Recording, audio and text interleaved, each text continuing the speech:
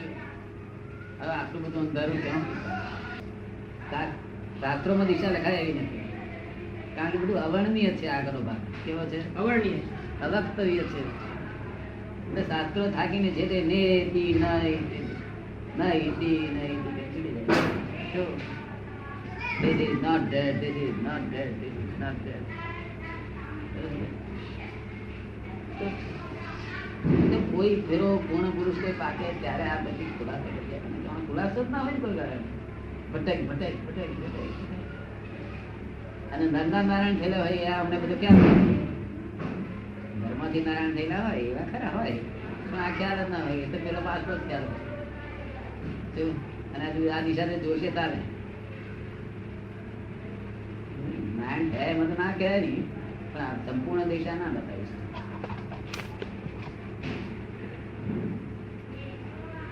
શું છે, કેવી રીતે ચાલે છે, અલૌકિક જેવી વસ્તુ જ ને. છતાં આપણી સિસ્ટમ બરોબર છે એ ગામ જવા માટે કે ભાઈ આ મૂર્તિઓ, મા બાપની સેવા, ધન સેવા, તો એ સિસ્ટમ બરોબર છે. પણ તે તો એ સિસ્ટમ ક્યાં સુધી ચાલે કે જ્યાં સુધી મન ના કયા પ્રમાણે વાણી હોય અને વાણી પ્રમાણે વર્તન હોય તો હજી ચાલે. અત્યારે તો મનમાં જુદું, વાણીમાં જુદું અને વર્તનમાં જુદું બને ને. અને આ જ્ઞાન તો હબરે એટલે પછી તેને ડાયો થઈ જાય ને.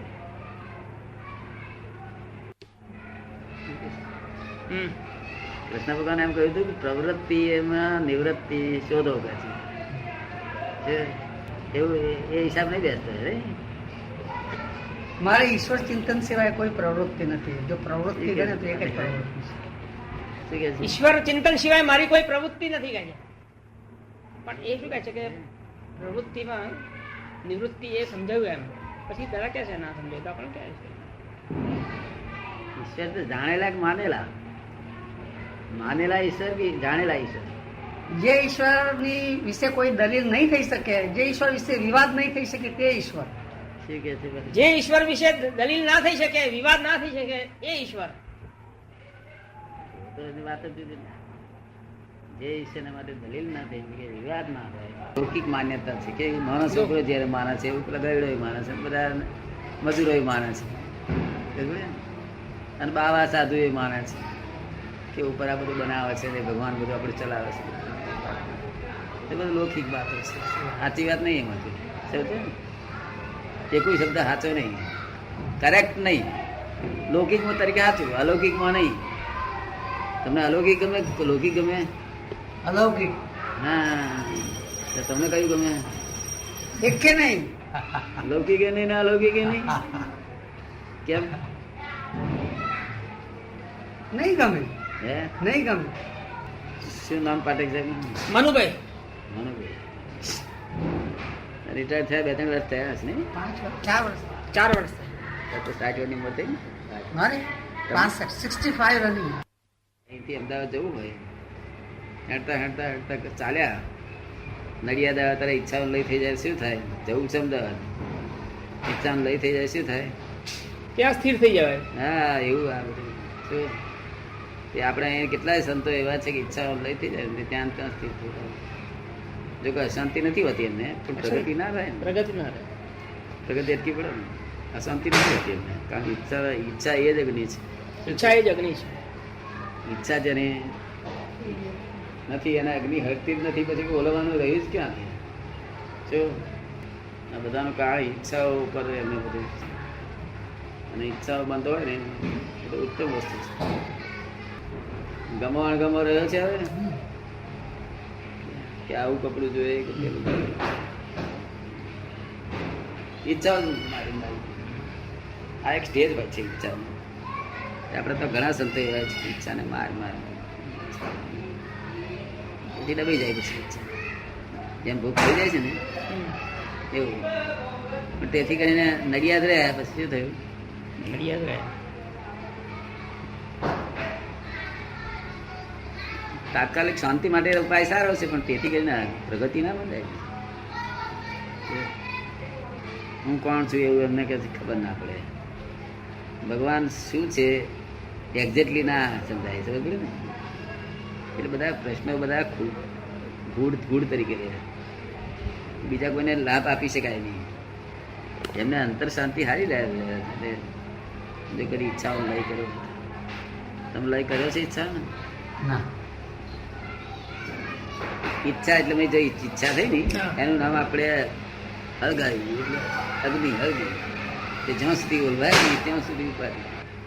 જાતે જવાની ઈચ્છા થઈ ને, આ તો જાણે જ્ઞાન છે. આપણે જ્ઞાન ના હોય ને તો ઈચ્છા કરી તો જ અગ્નિ ચાલુ થઈ ગયો. ના જાય તે અકળામણ થઈ જાય. સારું છે, આબોમાં શાંતિ સારી રહે. ક્રોધમાનમાં આવેલો કશું થતું નથી.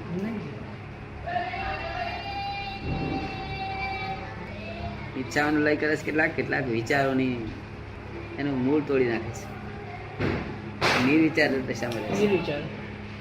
તે પણ અટકી ગયા પછી કશું જાણે કરે નહીં, કશું નિર્વિચાર. એટલે આમ તમને લાગે કે આનંદી દેખાય છે, એનાથી બીજા પબ્લિક પર અસર થાય આનંદ, પણ અટકી ગયા. કશું જાણે કરે નહીં, કશું જ જાણે નહીં.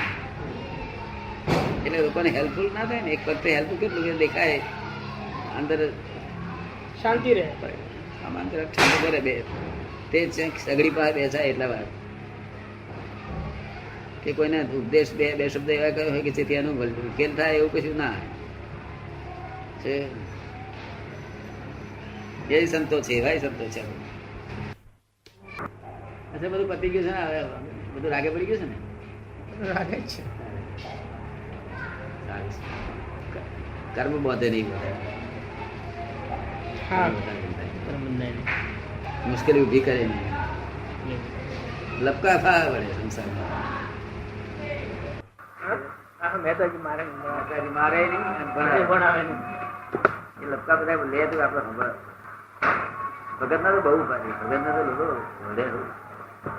જરા ઘેરા સહન થાય ને એટલે પછી આનું મારવી ભાઈ એ ગુરુ મળી આવે ત્યાં જેને આપણે યાદ એ ભૂલી જાય. શું થાય? ભૂલી જાય. જેને યાદ કરવું પડે એ ભૂલી જવાય. હા, યાદ નથી કરવું એટલે ભૂલાય જ નહીં. એમાં 100% મત સમજાય ને તને?